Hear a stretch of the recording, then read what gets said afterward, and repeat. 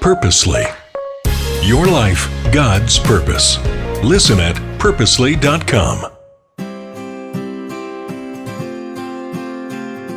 What do you consider acceptable grieving? What do you consider unacceptable? Hey, this is Jen. You're listening to the Bible for Busy People, and I used to have plenty of misconceptions about grief. I'm still learning. For one thing, in my discomfort, I thought public displays of grief were just too much. Sometimes I even questioned it as if that person was only showing their grief for attention. Maybe sometimes people do, but I no longer think I have the right to quantify that or to gatekeep grief.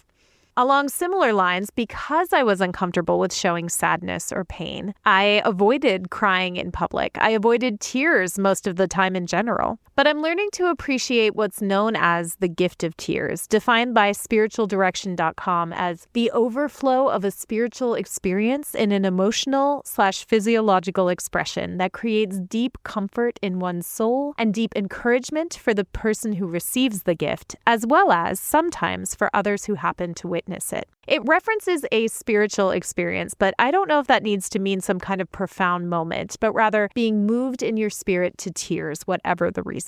That's just my understanding. I've started to become more comfortable expressing my sadness in that way, even with other people around, even in public. This past year, in my Women in the Bible class, I was shocked when we discussed the grief of Naomi in a very different way than I'd ever understood her story. I had come to the understanding that when she expresses her overwhelming loss and grief, it looks more like whining and complaining. Like she was like the bad guy in the story from the way that I read it and possibly was taught it. Although I don't remember being told that, I do remember getting that impression about her.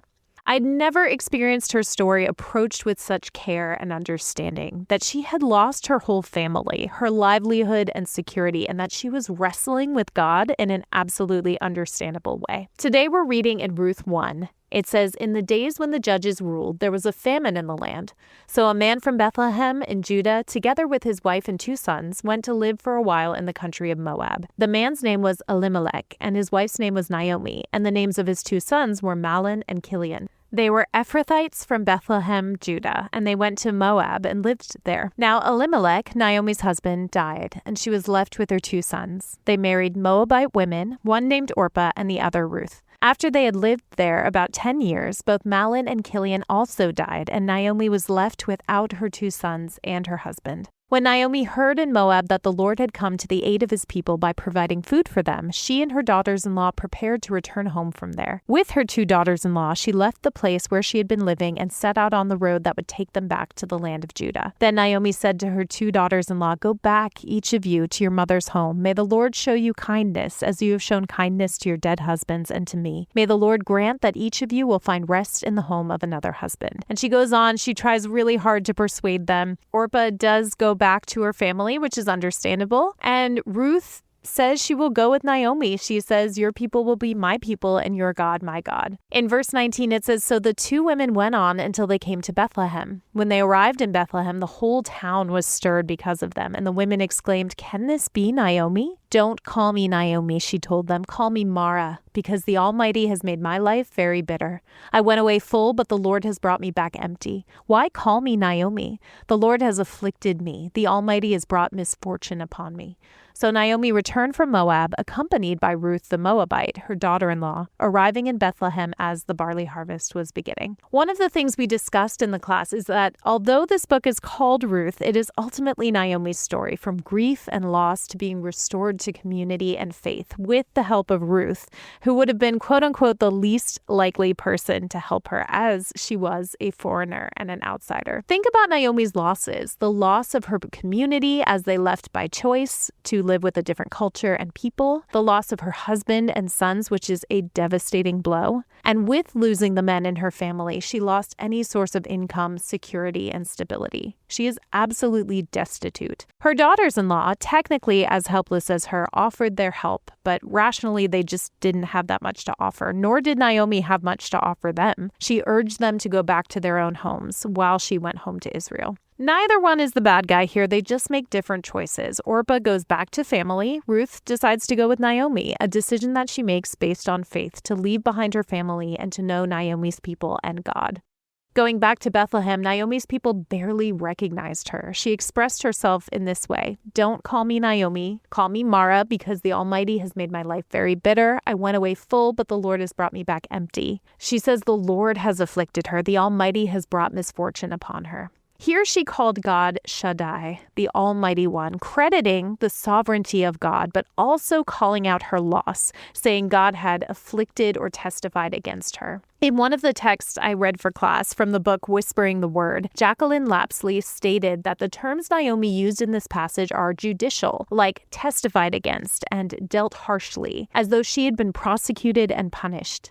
Job used the same language in his complaint. Naomi felt that God had acted in a hostile way toward her, making her a widow and leaving her vulnerable, and she said as much aloud. Lapsley wrote, "Expressing anger without reserve and aggressively challenging the power to respond to injustice in the world are masculine behaviors. Indeed, as is often the case with behaviors that are associated positively with men but negatively with women, in Naomi's mouth, a Joban anger against the deity may be viewed negatively because she is a woman. It can appear unseemly for a woman to rail at the deity, and with this comes the idea that she should accept meekly the hand she has been dealt." Basically, Job is applauded for his response, while Naomi is seen as whining. But both are very similar. Job's is a story of reason, and Naomi's is a story of relationship. Through the book of Ruth, God turned around Naomi's story, leaving her with family, back in community, and with a grandson she could claim as her own, one who was in the lineage of Jesus. God turned around Job's story too. Both experienced devastating loss, and their comeback does not dismiss that loss, but they are met in their pain with new life and a fresh start. When have you felt like your grief was unacceptable? Do you feel comfortable expressing everything to God, even when you might feel to be in the ugliest of your emotions and thoughts? I'll leave you with that question, and we'll talk again tomorrow. If you're listening to this podcast, I'm going to assume two things about you. First of all, that you're a busy person, and second, that you are in need of a restful break. Cannon Beach Conference Center is the place for a beautiful coastal retreat. Whether it's one of their enriching conferences or your own church or ministry event, you can find out more at 800-745-1546 or visit cbcc.net. Thank you to Cannon Beach Conference Center for sponsoring the Bible for Busy People. Thank you for listening to The Bible for Busy People. If you need prayer or want to go deeper in your faith, visit our show notes. Will you take a moment to share with a friend and leave a review? It helps the Bible get into even more people's minds and hearts. Find more podcasts that will recharge you at purposely.com.